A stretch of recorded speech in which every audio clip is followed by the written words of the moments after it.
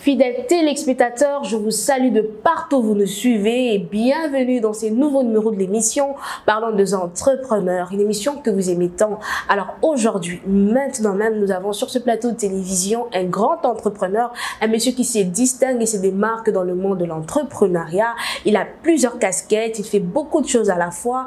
Vous et moi, nous allons découvrir ce qu'il fait réellement. Mais entre-temps, je tiens à vous signaler qu'il est cofondateur de l'entreprise RDC Études Ça et il est encore cofondateur de Forgeron Business. Son nom c'est Monsieur Kevin Diasomuna, à qui je vais déjà dire bonjour monsieur. Bonjour. Comment vous portez? Ça va très bien, il fait très chaud aujourd'hui, mais on fait avec, on est habitué. À Kinshasa, il fait extrêmement chaud, mais on est habitué avec. Très bien, soyez les bienvenus, je suis très ravie de vous avoir aujourd'hui. C'est un honneur pour moi d'être là. Très bien. Alors, avant toute chose, dites-nous, qui est Monsieur Kevin? Alors, qui est Monsieur Kevin?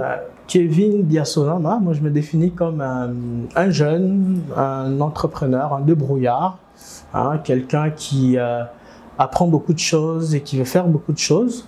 Alors, en ce moment ici, je suis, comme vous m'avez présenté, entrepreneur et cofondateur de l'entreprise RDC Études, SARL. Je suis également cofondateur de Forgeron Business, mais en dehors de ça, je donne également des formations. Je suis formateur au sein de l'Académie des élites, donc formateur en alphabétisation numérique. Donc je donne un peu quelques cours aux personnes qui ne s'y connaissent pas vraiment dans le numérique. Très bien. Et en plus de ça, je continue encore à faire des études. Donc je fais des études de relations internationales, à Leadership Academy University. Donc j'ai fait quelques fois dans le passé aussi des études à l'étranger, en sciences politiques à l'Université Laval, des études que je n'ai pas achevées malheureusement. Très bien. Et donc aujourd'hui je me définis comme une personne qui est un apprenant à vie, et un entrepreneur et un jeune qui se débrouille. Waouh, pas mal de casquettes en tout cas.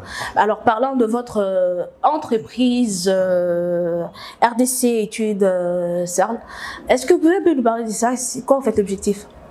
Alors RDC Études est une entreprise qui œuvre dans le secteur de l'éducation. Alors quand on parle de RDC Études, beaucoup de personnes, quand tu vois RDC Études, les services que RDC Études offre, on pense directement à une agence de voyage, si on peut le dire comme ça en termes courants ici à Kinshasa. Mais en réalité, RDC Études est vraiment une entreprise qui se base dans l'orientation académique et l'orientation professionnelle. Alors qu'est-ce qu'on fait dans RDC Études? On essaie d'accompagner le plus d'étudiants possible à pouvoir avoir accès à une éducation de qualité, que ce soit ici en RDC et en dehors du pays, et aussi les accompagner tout au long de leur cursus, de leur parcours académique et jusqu'à l'obtention d'un emploi, jusqu'à leur carrière en fait. C'est ce que RDC Études fait en ce moment ici, vraiment basé sur le domaine de l'éducation. Voilà. Alors, donc, si je comprends bien, vous offrez de bourses? Dans le fond, nous n'offrons pas de bourse d'études, puisque pour offrir une bourse d'études, il faut vraiment en avoir beaucoup de moyens, premièrement. Mais je me rappelle, il y a quelques années, on a quand même offert une bourse à quelques étudiants congolais qui évoluent à l'étranger. Mais qu'est-ce que RDC Études fait en termes de bourse d'études? Parce qu'il y a beaucoup d'offres de bourses d'études aujourd'hui, et vraiment beaucoup d'étudiants n'ont pas accès à ces offres de bourse-là. Alors, qu'est-ce que nous, RDC Études, nous faisons? Nous recherchons ces différentes offres de bourse, nous les publions, nous les mettons à disposition de tous les étudiants. Donc, nous partageons avec les étudiants les différentes offres de bourse et nous ne nous limitons pas seulement à partager ces offres de bourse, mais également à accompagner les étudiants, en tout cas à expliquer quels sont par exemple les critères, qu'est-ce qu'il faut faire pour obtenir une bourse, et tout ça, c'est compris dans les services d'accompagnement que nous offrons aux étudiants. Donc RDC Études n'offre pas de bourse d'études, mais disponibilise les différentes bourses en cours et permet vraiment à tout étudiant congolais d'avoir accès à cette information et de pouvoir comprendre comment faire pour bénéficier de ces différentes bourses d'études. Donc, en gros, c'est vraiment ce que RDC Études fait en ce qui concerne les bourses d'études. Alors là, si nous comprenons bien, vous accompagnez, vous orientez, vous faites tout en fait. Le passeport pour ceux qui aspirent étudier à l'étranger. Donc vous faites tout à 100%. Voilà, ça c'est une très bonne question. Oui. Puisque nous, chez RDC Études, nous avons un slogan, un hashtag qu'on utilise récemment, qu'on a commencé à utiliser récemment, plus qu'une agence. Parce que quand on considère RDC Études comme une agence, on voit vraiment toutes ces choses-là. Ils font des passeports pour les gens, ils aident les gens à voyager. Mais nous, en réalité, c'est pas vraiment la partie clé des RDC Études. La partie clé des RDC Études, c'est vraiment l'orientation académique. C'est vrai que pour les étudiants qui veulent étudier chez nous, ici en RDC, il y a beaucoup d'étudiants qui ne sont pas très bien orientés. Vous voyez, l'orientation académique aujourd'hui est un gros problème et qui fait en sorte que beaucoup d'étudiants s'en vont à l'université sans vraiment avoir un projet réel. Qu'est-ce que je veux faire comme étude? Où est-ce que ça va m'amener plus tard? Quelles sont les perspectives? Toutes ces choses-là, il y a vraiment beaucoup d'étudiants qui ont des difficultés à s'orienter pour les études universitaires. Et plus particulièrement, ceux qui veulent aller étudier à l'étranger. Étudier chez nous au pays, on va étudier, on connaît comment fonctionnent les universités, on sait comment fonctionne le système, mais pour ceux qui veulent aller étudier à l'étranger, ce sont vraiment des personnes qui doivent être orientées, hein, choisir un très bon programme d'études, comprendre qu'est-ce qu'on va faire dans ce programme, où est-ce que ça nous mène après, quel type de carrière je vais faire en choisissant un domaine d'études. Et c'est vraiment la partie clé des RDC Études, cette orientation-là, avant de pouvoir entreprendre ces études universitaires, et aussi pour les étudiants qui ont fini leurs études universitaires. Alors, comment s'orienter pour une carrière? Ça, c'est vraiment la partie importante. Oui, mais en dehors de ça, au-delà de ça, pour ceux vraiment qui veulent aller étudier à l'étranger, effectivement, une fois qu'on vous oriente, on vous trouve une université, on vous aide à trouver un programme d'études. Mais après, il faudrait quand même vous aider aussi avec la partie administrative, comment faire pour vous y rendre dans les pays, dans votre pays, les destinations. Oui. Donc voilà, ce sont des services que nous rajoutons en plus de ce que nous faisons déjà. Donc la partie clé de RDC Études, c'est vraiment l'orientation académique. Voilà. Très bien. Alors monsieur, dites-nous, selon vous, quels sont les avantages d'aller étudier à l'étranger? Pourquoi pas ici, étudier ici, pourquoi pas? Alors, aller étudier à l'étranger possède beaucoup d'avantages. D'abord, premièrement, quand un étudiant quitte son pays pour aller étudier ailleurs, on profite de beaucoup de choses. Un nouveau système d'enseignement. Quand on va dans les pays où la langue d'enseignement n'est pas le français comme chez nous en RDC, on a la chance d'apprendre une nouvelle langue et aussi d'apprendre une nouvelle culture, parce que quand vous allez dans un pays étranger, c'est une nouvelle culture, donc vous allez acquérir beaucoup d'expérience en termes de culture, en termes de langue, en termes d'enseignement, donc c'est vraiment s'ouvrir à un nouveau monde. Et ce sont les plus grands avantages d'aller étudier à l'étranger. Alors, pour la question de savoir pourquoi ne pas étudier ici, en tout cas moi personnellement, je ne suis pas de ceux qui encouragerait tout le monde à quitter le pays, à aller trouver une éducation de qualité ailleurs, parce que puisqu'ici aussi, il faut qu'on se le dise, il y a beaucoup d'universités qui ont vraiment, je veux dire, qui donnent une base solide aux étudiants. Il y a des étudiants d'ici qui finissent ici, qui sont licenciés ici, qui peuvent aller très bien se débrouiller à l'étranger, peu importe, dans une carrière ou dans les études un peu plus avancées. Alors, mais l'avantage d'étudier à l'étranger par rapport au fait d'étudier ici, c'est qu'une personne qui étudie ici, étudie dans un système, excusez-moi de le dire, qui est un peu trop pédagogique. Hein, on va à l'école, on étudie parce qu'on va réussir, après on va aller chercher un travail. Donc ça, c'est vraiment très pédagogique. Alors qu'à l'étranger, aujourd'hui, beaucoup d'universités sont plus dans on va dire un système plus pratique. Vous étudiez, vous apprenez et vous pratiquez ce que vous faites. Hein, à l'aide de plusieurs stages à rémunérer. Et c'est vrai qu'il y a des étudiants qui font des stages aussi, mais étudier ici en RDC, les systèmes éducatifs, c'est vrai qu'aujourd'hui, on essaie d'actualiser, de mettre à jour notre système éducatif, mais vraiment, à l'étranger, vous voyez que ils sont passés à un niveau où les longues études, par exemple, n'est plus très nécessaire. Vous pouvez faire une formation, des études vraiment qui vont à travers une carrière, vous voyez. Donc ces avantages-là, en plus d'apprendre une nouvelle culture, en plus d'apprendre une nouvelle langue, une nouvelle façon de voir des choses, il y a aussi le système d'enseignement qui se développe à très grande vitesse. Alors que chez nous, nous sommes encore plus dans le système très pédagogique. Alors dites-nous, qu'est-ce qui fait que les gens aient plus confiance au diplôme décroché à l'extérieur du pays?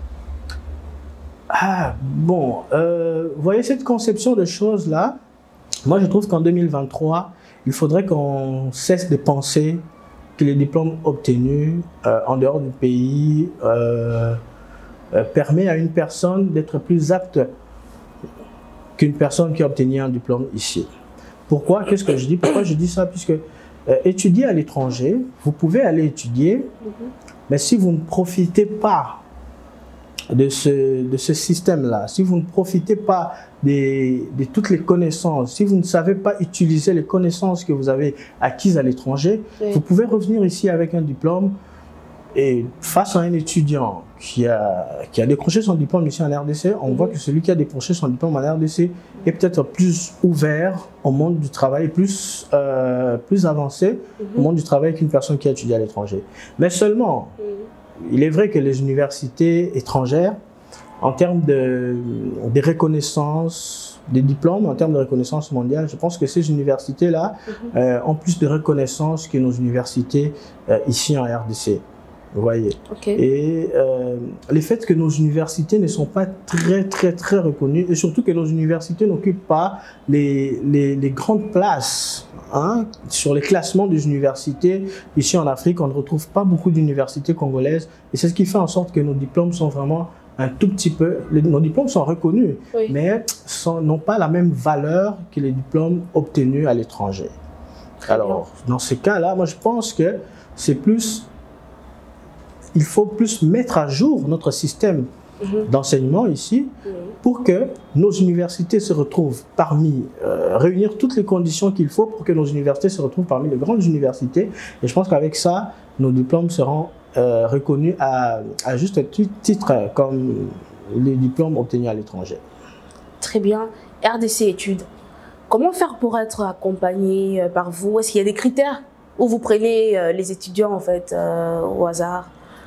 Alors, avec RDC Études, qu'est-ce qui se passe? Premièrement, ce qu'on fait, on va chercher les étudiants. Et quand on ne cherche pas les étudiants viennent vers nous. Alors, quand un étudiant vient vers nous, la première des choses qu'on fait, c'est vraiment une consultation, c'est-à-dire un échange directement avec l'étudiant pour essayer de comprendre quel est le projet de l'étudiant, quels sont ses projets pour aller étudier à l'étranger. Et quand on remarque que une personne vient vraiment nous voir, pas pour aller poursuivre des études, qui utilise vraiment la voie des études comme un tremplin pour pouvoir... Donc vous êtes en mesure de savoir l'idée en fait de la personne? Effectivement, quand vous discutez avec quelqu'un qui vient vous voir parce qu'il veut aller faire des études à l'étranger, vous discutez, vous essayez de comprendre, vous échangez. C'est comme une sorte de consultation qu'on fait avec la personne. Et quand on remarque que la personne n'a pas vraiment un projet d'études faux, alors qu'est-ce que nous on fait? On ne laisse pas tomber toutes ces personnes-là. On essaie de les prendre et de commencer à les orienter pour que même une personne qui avait vraiment envie juste de quitter le pays, qui puisse vraiment avoir cette envie-là de pouvoir aller poursuivre des études à l'étranger. Alors, il n'y a pas de critères en tant que tel pour être accompagné par nous, mais seulement quand on accompagne les étudiants, il y a des critères, par exemple, pour être admis dans certaines universités à l'étranger. Et ça, nous le faisons savoir aux étudiants que nous accompagnons. Mais nous, par contre, on n'a pas de critères. Vous voyez. Donc, après les études, sont-ils obligés de retourner ici? Et s'ils souhaitaient rester là-bas? Moi, personnellement, le conseil que je donne à ces étudiants-là, c'est vraiment de retourner. Mais après, de toute façon, les gens sont excités de rester à l'étranger, de rester. Mais plus tard, vous verrez qu'après quelques années, ils finissent par comprendre que les connaissances acquises à l'étranger ont plus d'importance ici. Ils peuvent mieux l'utiliser ici, puisque notre pays aujourd'hui, nous sommes encore parmi les pays qui sont en voie de développement. Les connaissances que vous aurez acquises à l'étranger, dans n'importe quel pays, je pense qu'ils sont plus utiles ici, en RDC, dans un pays en voie de développement, que dans un pays qui est, entre guillemets, déjà développé. Voilà. Alors, est-ce que ces étudiants, lorsqu'ils viennent vers vous, il y a des montants à payer? Il y a en fait des frais à payer dans l'entreprise pour être accompagné? Mais effectivement, bien sûr. Vous savez, on parle d'entrepreneuriat ici. Et l'entrepreneuriat, c'est vraiment offrir des services. Hein, et donc, ce sont des services payants. Mais par contre, nous avons également des guides gratuits qui sont disponibles sur notre site internet, sur www.rdcetudes.com. Il y a toute l'information. Sur notre site internet, l'information est complètement gratuite. Et ça peut aider beaucoup d'étudiants à s'orienter eux-mêmes, mais vraiment ceux qui veulent bénéficier de notre service d'accompagnement. Alors dans ce cas-là, étant donné que c'est un service que nous offrons, le service est bien évidemment payant. Très bien. RDC Études, quels sont les défis que vous devez relever tous les jours? Alors, les secteurs dans lesquels nous évoluons, les secteurs de l'éducation et surtout d'assistance, hein, d'offrir des services d'assistance aux étudiants qui veulent aller étudier à l'étranger. Vous savez, aujourd'hui, on est plus confondu, comme j'ai dit, à des agences de voyage. Et vous savez, les agences de voyage aujourd'hui sont des entreprises qui sont très stigmatisées aujourd'hui. Quand on parle d'agence de voyage, quand vous recommandez quelqu'un aller voir une agence de voyage, on a comme les personnes ont comme cette peur là d'aller vers une agence parce que vous savez, les agences de voyage, c'est des escrocs, c'est vraiment des arnaques. On n'est pas trop sûr d'aller rencontrer. Alors, ça, c'est un challenge de chaque jour. Parce que chaque jour, nous sommes obligés, quand on rencontre des personnes, de pouvoir, premièrement, d'abord, les convaincre que nous sommes assez différents. Nous fonctionnons de façon assez différente. Et aussi, le plus gros défi, c'est que toutes les personnes avec qui nous travaillons, cette relation de confiance-là, il faut essayer de bâtir cette relation de confiance. Puisque les gens qui viennent nous voir n'ont premièrement pas confiance, ils se disent « Ah, encore une agence de voyage ». Ils sont là, ils vont vous raconter tout un tas de trucs, mais après, c'est tous les mêmes. Des escrocs, des arnaqueurs et tout ça. Alors, il faut vraiment essayer de bâtir cette relation de confiance. Et pour bâtir cette relation de confiance, il faut vraiment travailler avec, se faire guider, se faire conduire par des valeurs. Alors nous, chez nous, on a développé des valeurs quand même assez importantes, hein, surtout dans le secteur dans lequel nous sommes. C'est premièrement l'honnêteté, la transparence surtout. C'est très important dans ce que nous faisons.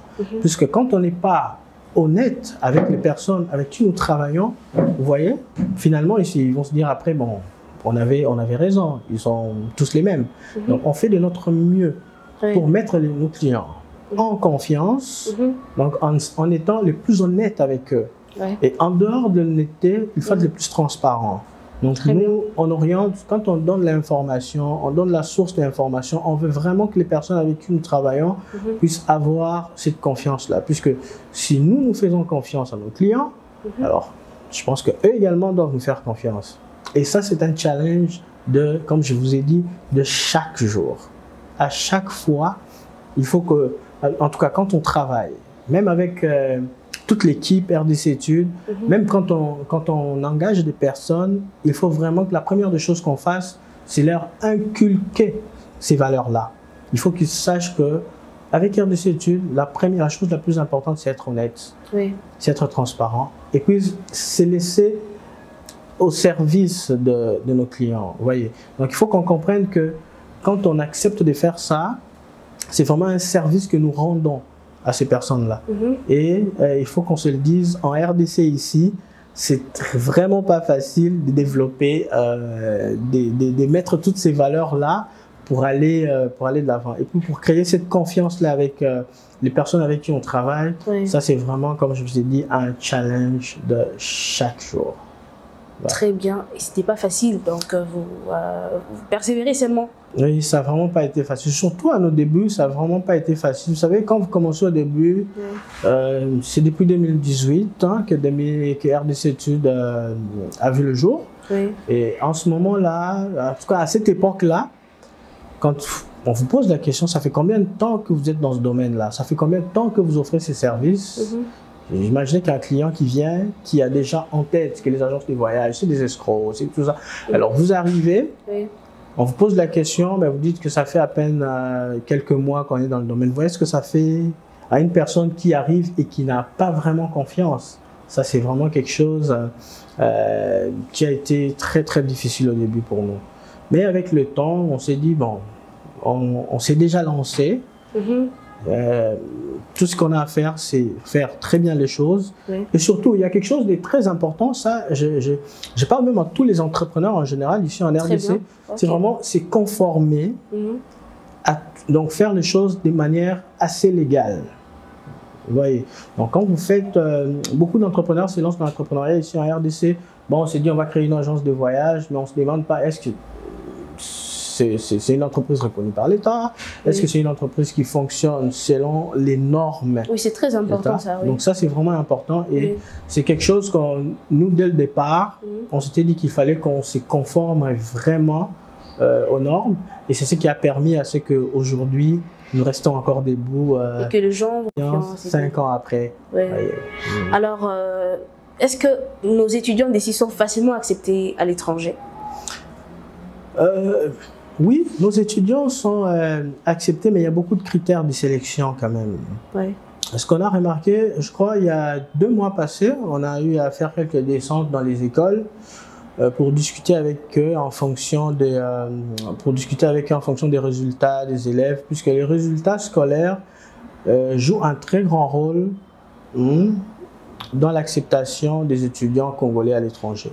Beaucoup de nos étudiants ici pensent que les résultats qu'on obtient aux examens d'État suffisent pour obtenir une admission dans une université à l'étranger. Il y a beaucoup d'étudiants qui nous arrivent avec d'excellents résultats aux examens d'État, mais quand on retourne sur le parcours scolaire, on voit que les notes sont vraiment très très très bas. Et ça, c'est un handicap de beaucoup de nos étudiants ici. Et les critères de sélection généralement à l'étranger, pour certains programmes, ne se basent pas uniquement sur les notes, mais aussi sur l'implication des étudiants. Et malheureusement, dans nos écoles aujourd'hui, il y a beaucoup d'activités parascolaires qui sont très négligées, que ce soit par l'école, que ce soit par les élèves.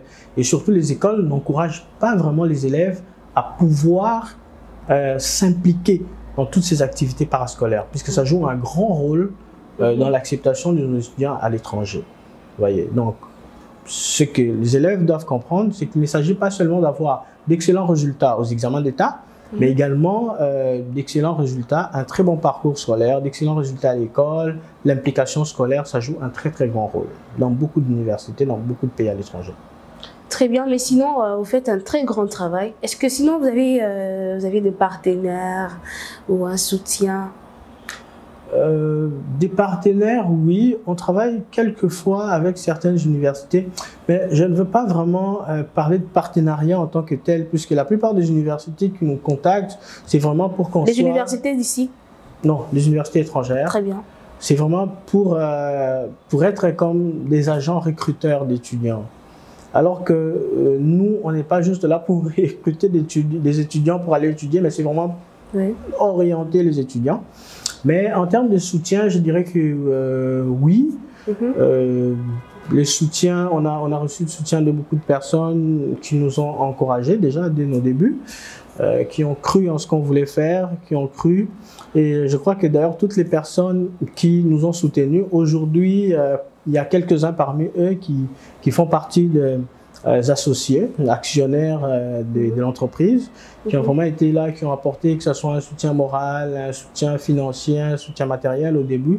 Ça, c'est vraiment oui. Mais pas, c'est vraiment des particuliers. On n'a pas eu un soutien d'un organisme en tant que tel, ici, par exemple, en RDC.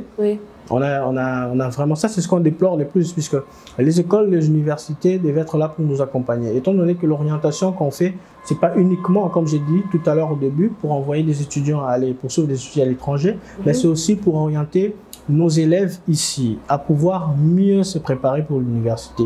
Mais malheureusement, on n'a jamais vraiment eu de soutien des organismes en tant que tels. C'est plus des particuliers qui ont été là, qui ont cru en ce qu'on voulait faire et qui ont quand même essayé de soutenir. Espérons que ça viendra avec le temps. Alors, quelles sont les conditions pour bénéficier de votre accompagnement? Alors, bon, nous, si vous souhaitez être accompagné par RDC Études, premièrement, c'est qu'on a des services d'accompagnement. On a plusieurs services. On a un service de consultation.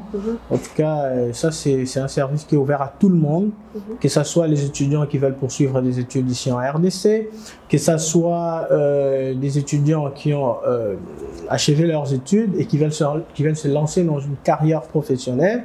Donc, la consultation est ouverte à tout le monde. Et on a également un service d'accompagnement vraiment pour ceux qui veulent poursuivre des études à l'étranger.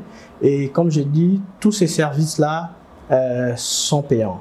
Alors, pour souscrire à ce service-là, il faudrait premièrement payer des frais pour ça, pour ce service, et également signer un contrat de service avec la personne. Donc, un contrat de service, c'est vraiment quelque chose qui nous lie. Moi, j'accepte de t'offrir des services. Alors, on souhaite avoir une collaboration honnête, transparente, tout ça.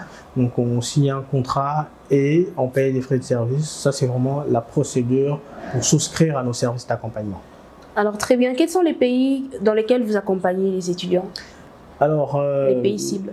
On s'est basé sur la demande, hein, le pays qui intéresse le plus d'étudiants congolais. Oui. Donc en ce moment ici, nous avons le Canada. Bon, le Canada principalement parce que moi-même j'ai eu à faire des études là-bas. Il y a également les États-Unis, la France, la Belgique, la Chypre du Nord à un moment donné était très demandée. On a également la Turquie par exemple.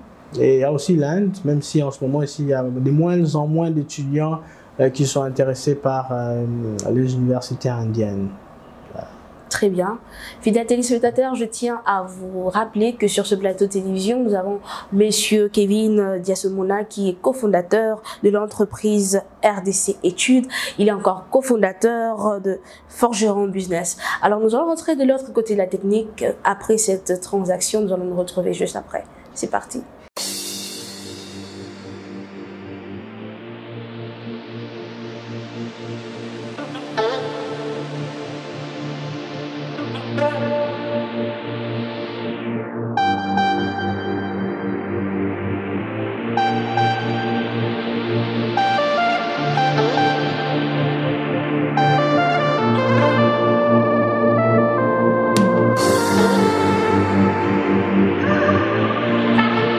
De retour sur ce plateau, je pense que, fidèles téléspectateurs, vous avez vu ce que fait Monsieur Kevin Diasonama. Alors, Monsieur Kevin, parlez-nous de Forgeron Business. Qu'est-ce que c'est? Forgeron Business. Forgeron Business, c'est un service, on va dire, une entreprise de vente des produits alimentaires. On a toujours l'habitude de dire produits alimentaires bio. Oui. En provenance du Nord Kivu. Donc, qu'on ramène ici à Kinshasa et qu'on fait profiter, qu'on fait bénéficier de la population quinoise. Alors, l'idée des Forgerons Business, d'où vient cette idée? C'est un peu drôle l'histoire, puisque j'ai de la famille à Goma. Et en ce moment ici, je vis avec deux de mes cousins qui sont originaires de Goma, qui sont nés là-bas. Alors qu'ils sont venus ici, c'était vraiment pour faire des études universitaires. Mais arrivé ici, il y avait quelque chose qu'ils disaient tout le temps, c'est que à Kinshasa, on ne mange pas. Il n'y a pas à manger à Kinshasa. Ça, c'était très drôle. Moi, je me dis, mais il n'y a pas à manger à Kinshasa. Et comment ils peuvent dire ça? Parce qu'à Goma, apparemment, déjà, on mange 3 fois par jour. Quand je dis 3 fois par jour, c'est 3 fois par jour. Que vous soyez riche, que vous soyez pauvre, tout le monde mange 3 fois par jour. Par contre, à Kinshasa, si vous n'êtes pas de la classe, on va dire de la classe riche et tout ça, donc vous ne pouvez pas manger 3 fois par jour. Et eux, ils avaient toujours cette habitude de dire comment manger. Alors, depuis un moment, on a commencé à vivre ensemble. Je crois que c'est depuis 2019 qu'on vit ensemble. Et on a toujours eu cette habitude-là de faire nos provisions à Goma. C'est quand même étrange. On vit à Kinshasa, mais les provisions, nous les faisons à Goma. Oui. Donc, on achetait de la nourriture là-bas, on faisait venir ici et on mangeait. Puis, à un moment donné, on s'est dit qu'il y avait vraiment beaucoup de ressortissants du Nord Kivu, du Sud Kivu, ici à Kinshasa, qui pensaient la même chose et qui disaient la même chose. Mais on ne mange pas à Kinshasa, il n'y a rien à manger à Kinshasa.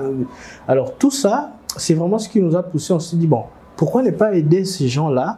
Parce que nous, on sait comment faire. On achète la nourriture là-bas, on ramène ici, on vend. Pourquoi ne pas aussi rendre ces services à ces personnes-là? Et c'est comme ça qu'est né Forgeron Business. On a commencé à faire venir des produits alimentaires frais de chez nous, ici en RDC, et ici à Kinshasa, et distribués aux ressortissants du Nord Kivu, de l'Est. Et ça commençait à prendre de l'ampleur. Et c'est comme ça qu'on s'est dit, mais pourquoi ne pas offrir ces services à tout le monde, à tous les Kinois qui ne sont peut-être jamais allés à Goma, qui n'ont jamais eu l'occasion de se rendre là-bas, mais de pouvoir bénéficier aussi de cette bonne bouffe de Goma. Et ce qui est intéressant, c'est que là-bas, à Goma, la nourriture qui est consommée à Goma, c'est vraiment de la nourriture, on va dire, beaucoup plus bio. C'est-à-dire ce qui n'ont pas été modifiés. On mange de la viande vraiment qui vient des fermes des éleveurs de Goma, du Nord Kivu, du lait qu'on prend là-bas. Généralement, les gens n'ont pas l'habitude de prendre nos laits nos laits en poudre avec beaucoup de produits chimiques. C'est vraiment du lait de vache naturel qu'on consomme là-bas. Et que ce soit les poissons, par exemple, ce n'est pas des poissons réfrigérés qu'on importe et qui viennent ici. C'est vraiment des poissons qui sont pêchés, au lac Albert, lac Tanganyika. Donc à Goma, la nourriture consommée, elle est vraiment, vraiment bio aussi, on peut le dire comme ça. Et c'est comme ça que Forgeron Business, avec Forgeron Business, on s'est dit qu'on va offrir aussi, on va pouvoir ramener cette nourriture bio de Goma jusqu'ici à Kinshasa. Est-ce que vous avez une autre équipe à Goma? Oui, effectivement, il y a une équipe qui est à Goma, en tout cas qui se charge de trouver la nourriture, de faire des achats là-bas et puis les envoyer vers ici à Kinshasa. Très bien. Alors dites-nous, quels sont les avantages de manger bio? Il y a beaucoup d'avantages et d'ailleurs beaucoup de désavantages aussi dans le fait de manger bio. Mais les plus gros avantages, je pense que c'est plus du côté de notre santé, par exemple. Vous voyez, aujourd'hui, il faut qu'on se le dise, il y a beaucoup d'aliments aujourd'hui qui sont OGM. Donc OGM, c'est on va dire des organismes génétiquement modifiés. Que ça soit la viande que l'on consomme généralement aujourd'hui, c'est vraiment des poussins à qui on a injecté beaucoup d'hormones et en gonfle. Que ça soit les légumes qu'on consomme aujourd'hui, c'est rempli d'engrais et le plus souvent ce sont des engrais chimiques. Donc il y a vraiment toute cette modification-là qui nuit à notre santé, pas à court terme, mais vraiment à long terme. Ce qui fait en sorte que l'expérience de vie est vraiment très réduite. Quand on n'a pas une alimentation bio, il y a premièrement notre santé, ça dépend généralement de l'organisme de chacun, mais plus souvent ça pose des problèmes de santé, beaucoup de maladies, les cancers qui aujourd'hui fait ravage, et en dehors de ça, on a également l'expérience des vies, comme je vous ai dit, qui est vraiment très réduite. Alors, quand on consomme de la nourriture vraiment, quand je vais dire bio, qui n'a pas été modifiée, je pense qu'avec ça, on peut vivre jusqu'à très très très longtemps. Vous pouvez aller jusqu'à 90 ans, 100 ans, parce que vous avez l'habitude de consommer bio. Alors vous avez aussi dit qu'il y avait des désavantages. Oui, il y a certains désavantages aussi dans la consommation des aliments bio, par exemple. Puisque vous voyez, quand vous mangez de la viande fraîche, par exemple, et quand cette viande fraîche n'est pas conservée comme il se doit, par exemple. Oui. Et aussi, cette viande-là, parce que ce sont les viandes, par exemple, qui proviennent des éleveurs. Vous voyez que quand c'est cette nourriture-là qui est bio, premièrement, d'abord, n'est pas très, très bien conservée. Ça crée beaucoup plus de problèmes, vous voyez. Ça crée également des problèmes à la santé, ce qui fait en sorte que manger bio demande vraiment beaucoup de choses. Premièrement, savoir conserver cette nourriture-là bio. Oui. Quand vous ne savez pas la conserver, ça vous pose finalement des problèmes de santé.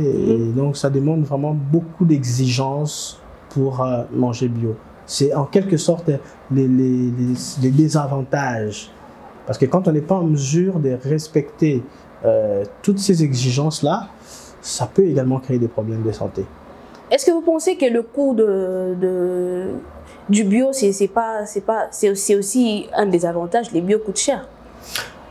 Et effectivement, manger bio coûte extrêmement cher. Vous savez, aujourd'hui, quand vous allez par exemple à l'étranger, vous remarquerez qu'à l'étranger, aujourd'hui, il y a des restaurants bio, il y a tout ça. Oui. Et étant donné qu'il y a tellement de la nourriture modifiée, génétiquement modifiée, alors quand c'est bio, on profite pour élever les coûts. Ça, c'est vraiment quelque chose, on va dire, en économie, on va dire que c'est plus une concurrence, puisque ceux qui vendent des produits génétiquement modifiés les vendent à très moins cher pour que ça soit accessible à tout le monde. Et ceux qui consomment, alors ceux qui vendent de la nourriture bio, essayent de réserver ça à une certaine catégorie des personnes. Mais chez nous, en RDC ici, nous avons la possibilité de manger bio et à très moins cher. Déjà, ce qui nous empêche, c'est les transports des marchandises, de nourriture. On a un sérieux problème de transport. Même nous, avec Forgeron, vous savez, il faudrait envoyer de la nourriture par avion. Il faudrait que ça arrive ici à Kinshasa par avion, et c'est des coûts quand même assez exorbitants, ce qui fait en sorte que ce qui peut être consommé à très moins cher à Goma, ici à Kinshasa, vous le trouvez à des prix quand même assez élevés. Vous voyez. Oui. Mais ça, il faut que je vous le dise clairement, j'ai eu la chance d'être à Goma en décembre récemment ici, et j'ai vraiment compris qu'à Goma, on peut manger bio et très moins cher. Oui. Et c'est possible de le faire ici à Kinshasa. C'est possible de le faire dans le reste des provinces, partout en RDC. Mais étant donné que de ce côté-là, les gens sont plus agriculteurs, sont plus éleveurs, ils ont cette possibilité de produire cette nourriture bio et de pouvoir la consommer à vraiment très moins cher. Essayer de faciliter premièrement les transports de nourriture. Je pense que manger bio à Kinshasa ne serait pas aussi cher que nous pouvons l'imaginer. Si on a la possibilité de produire nous-mêmes nos propres produits, que ce soit ici à Kinshasa, que ce soit dans les provinces avoisinantes. Vous voyez, on a aussi un problème, je ne sais pas si vous avez remarqué, l'exode rural qui fait en sorte que tout le monde ne veut plus aller dans les champs, ne veut plus faire de l'élevage, ils veulent tous venir à Kinshasa pour trouver la vie, pour chercher la vie. Alors tout ça, c'est ce qui fait en sorte qu'arrivé ici à Kinshasa, on est obligé de consommer ce qu'on nous présente, les surgelés, tout ce qui vient, tout ce qui est importé. Et quand c'est importé, imagine que quelqu'un importe des produits bio qui viennent des Indiens, par exemple, je vais prendre un exemple, qui importent des produits bio qui viennent de chez eux et qu'ils mettent dans leur restaurant. Vous allez aller manger là-bas, on vous donne les prix, mais c'est waouh! Ce que je pouvais manger à très moins cher, puisque c'est un Indien qui me le ramène ici à Kinshasa, il met le coût assez élevé puisqu'il importe cette nourriture-là. Et tout ça, c'est un gros problème qu'on doit vraiment... en tout cas, j'invite les autorités à revoir ça. C'est possible, hein, tout ce que les commentaires que j'ai, c'est que c'est possible de manger bio à très moins cher ici à Kinshasa. Alors, pour être sûr, c'est qu'il faut savoir quel type de nourriture nous mangeons. Vous voyez, aujourd'hui, vous pouvez voir vous-même, quand vous allez dans excusez-moi, la chambre est froide, on vous ramène des produits déjà surgelés. On ne sait pas vraiment d'où ça vient, comment, puisqu'on voit c'est du bœuf, c'est du poisson, Mais il y a un moment, il y avait des rumeurs, par exemple, où on disait qu'éviter de manger des poissons surgelés parce qu'on utilisait des formoles pour les garder au frais et tout ça. Il y a tout un tas de rumeurs qui circulaient et c'est vrai qu'il s'agit de rumeurs, mais en réalité, ce sont des choses qui se font. La nourriture que nous mangeons ici, c'est vraiment très, très modifiée. Alors, pour être sûr de manger bio, être sûr et certain, il faudrait vraiment que ça soit des produits qui proviennent, par exemple, directement de nos champs, par exemple, pour les légumes. Et pour la viande, il faudrait que ça provienne directement de nos éleveurs. Vous voyez comment ça a été abattu, comment ça a été bien conservé. Et ça peut permettre, en tout cas, on est sûr qu'on mange de la nourriture qui n'a pas été importée, qui n'a pas été importée dans les conditions que nous ignorons malheureusement. Oui. Alors, si on s'est lancé plus dans l'agriculture chez nous ici, on pourrait savoir que là, on consomme quand même bio. Très bien. Monsieur Kevin, vous êtes un entrepreneur dans le vrai sens du terme. Vous avez plusieurs casquettes, vous faites plusieurs choses à la fois. Comment vous arrivez à vous départager? Est-ce que c'est facile de faire tout ça et le faire très bien? C'est très difficile. Oui. Ça, il faut que je sois très honnête, c'est très, très, très difficile. C'est départager, ça demande vraiment, premièrement, de savoir gérer son temps. Vous savez, au début, quand on a commencé, on ne savait pas vraiment ce qui nous attendait. L'entrepreneuriat, tout ce qu'on se disait, c'est que on se lance, on a une idée, on va se lancer, mais il y a beaucoup de facteurs que nous avons négligés, par exemple, comme les facteurs temps. Un bon entrepreneur, pour être un très bon entrepreneur, il faut savoir gérer son temps. Et ça, c'est quelque chose de très, très, très difficile. Oui. Parce qu'à un moment donné, quand tu es entrepreneur, ça devenait un peu de trop. Quand on a plusieurs choses en même temps, tu fais des études, par exemple, à chaque soir, il faut aller faire des études le soir, il faut être là pour travailler la journée, et puis d'un autre côté, il y a beaucoup de commandes qu'on a, qu'il faut gérer, les stocks avec forgeron, tout ça, ça demande vraiment beaucoup de temps. À un moment donné, ça donne envie d'abandonner. Oui. Il faut que je lâche de ce côté ici, il faut que je lâche ici, pour que... Alors tout ça, mais après, à un moment donné, tu te poses la question, bon, si moi je dois abandonner, et tous ces gens-là, ces grands entrepreneurs, Elon Musk, Bill Gates, et puis tout ça qui ont vraiment beaucoup de choses à gérer, mais comment ils font pour gérer tout ça? Oui. Et c'est à travers ces questions-là que j'ai commencé à voir comment faire. Et il y a également mon grand frère, Aristote Diasona, qui vient juste avant moi, l'aîné de ma famille. Alors lui également, et il travaille quelque part, c'est un ingénieur logiciel, mais également un entrepreneur. Il a quand même pas mal d'entreprises aujourd'hui, basées ici en RDC. Et je lui posais souvent la question, mais comment tu fais? Toi, tu es à l'étranger, tu vis au Canada, tu travailles là-bas, mais tu gères tes entreprises ici, mais comment tu fais? C'est à ce moment-là qu'il a commencé à m'aider avec certains outils de gestion des temps. Et surtout, il y a quelque chose de très important que tout entrepreneur doit savoir, c'est la délégation de ses tâches. Parce que quand on est entrepreneur et qu'on veut tout faire en même temps, on finit par craquer là. Donc le plus important, c'est vraiment savoir aussi déléguer certaines tâches. Oui. Par exemple, moi, je peux être là, travailler à faire mes accompagnements chez RDC Études, par exemple, voir un peu comment ça se passe là-bas, gérer les accompagnements, pendant que chez Forgeron, on a besoin de gérer les stocks, les livraisons. Il faut qu'il y ait quelqu'un qui le fasse. Ou carrément, si je suis très occupé de l'autre côté, il faut qu'il y ait quelqu'un qui puisse faire autre chose au niveau des RDC Études. Oui. Donc c'est vraiment comme ça que ça se passe. Donc c'est vraiment, j'ai appris, non, je n'ai même pas appris, j'apprends toujours jusqu'à aujourd'hui à gérer mon temps et surtout à savoir comment déléguer certaines tâches. Et comment vous arrivez à vaincre des stress? Ça ne peut pas manquer. Hein. C'est sûr, c'est à tout moment. Le stress, c'est vraiment un compagnon de chaque jour. Vous voyez un peu, je vais faire une petite comparaison qui n'a pas vraiment lieu d'être, mais je vais vous parler de la Covid. Parce que vous savez qu'il y a toujours la Covid ici en RDC. Vous savez que ça existe toujours. Mais qu'est-ce qui s'est passé? En 2020, on craignait, on ne pouvait même pas sortir, on ne pouvait pas parler comme ça, il fallait avoir un masque et tout ça. Mais qu'est-ce qui s'est passé aujourd'hui? On a appris à vivre avec. On a trouvé plusieurs moyens. Bon, certains qui se sont fait vacciner, par exemple, on a appris à vivre. Et c'est exactement ça qui se passe avec les stress. À un moment, les stress au début, donc tout ça, on s'est dit, ah, je n'arrive pas, ça devient difficile, il faut que j'abandonne, qu'est-ce qu'il faut faire? Mais après un moment, on s'est dit, bon, on n'a pas le choix. Le stress devient comme un mode de vie. Et je pense que beaucoup d'entrepreneurs sont passés par là.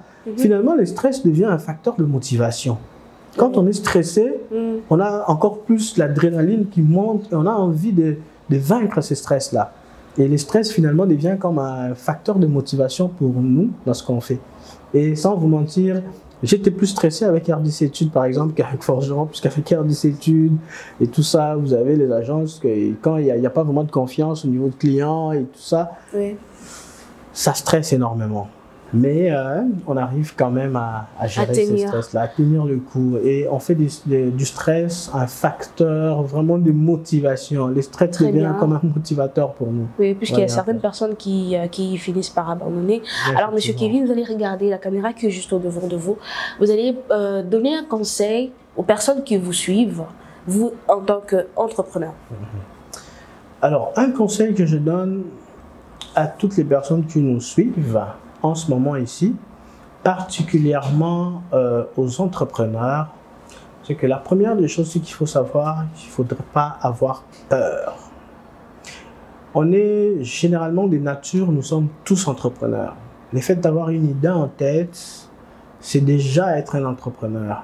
Alors, le plus important, c'est savoir comment passer à l'action. Et puis, deuxième conseil, ne jamais se précipiter.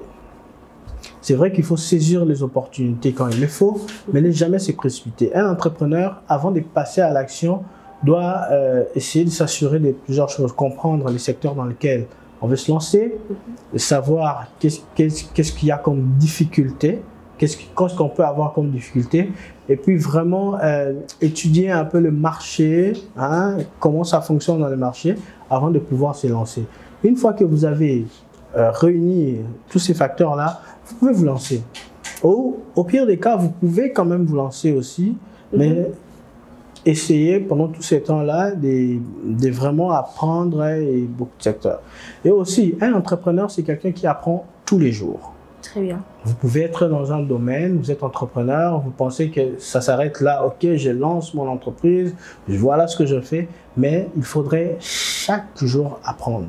On apprend chaque jour en tant qu'entrepreneur et surtout, il faut mettre de côté les doutes.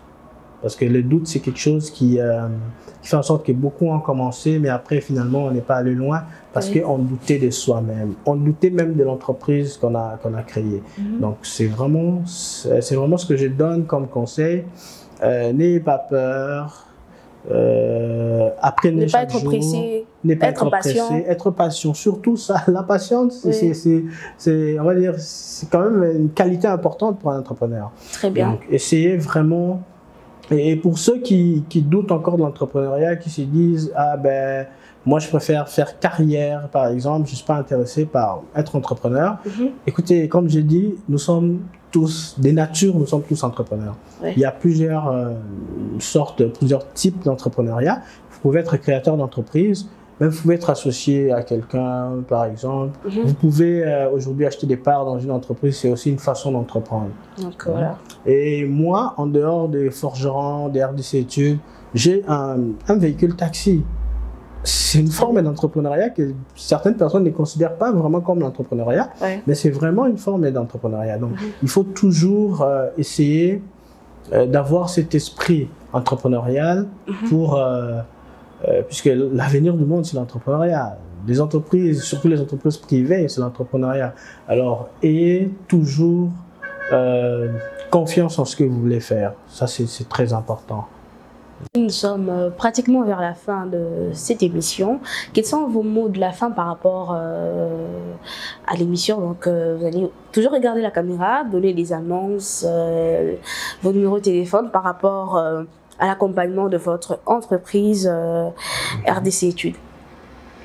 Alors, comme mot de la fin, je tenais à vous remercier, toute l'équipe de Entrepreneuriat Télévision, d'avoir vraiment de m'avoir permis de pouvoir m'exprimer ce soir. Et aussi, pour ceux qui veulent contacter RDC Études, on a un site internet, c'est le www.rdcetudes.com. On a une adresse email, salut@rdcetudes.com. Également pour Forgeron Business, c'est vraiment www.forgeronbusiness en un seul mot.com. Vous pouvez aussi aller consulter nos pages Facebook, RDC Études, et pour Forgeron Business, c'est Forgeron Business. Vous pouvez aller, et si vous voulez également des conseils, l'orientation par rapport à ce qu'on fait comme service, que ce soit du côté RDC Études, du côté Forgeron Business, vous pouvez toujours venir nous voir, me contacter aussi, puisque je suis en même temps formateur aussi. Et pour ceux qui veulent une formation sur le numérique, qui ne savent absolument rien sur ces domaines-là, peuvent aussi aller voir l'Académie des élites. Je suis formateur là-bas en alphabétisation numérique. Donc, très bien. Alors, fidèles téléspectateurs, nous sommes vers la fin de ce numéro. Je vais dire donc merci à Monsieur Kevin Diasionama d'avoir répondu à notre invitation. La main sur le cœur, je vous dis un grand merci. J'ai dit également un grand merci à toute l'équipe technique de l'entrepreneuriat de télévision. Merci également à vous très chers téléspectateurs. Je vous donne rendez-vous très prochainement. Restez branchés sur nos antennes.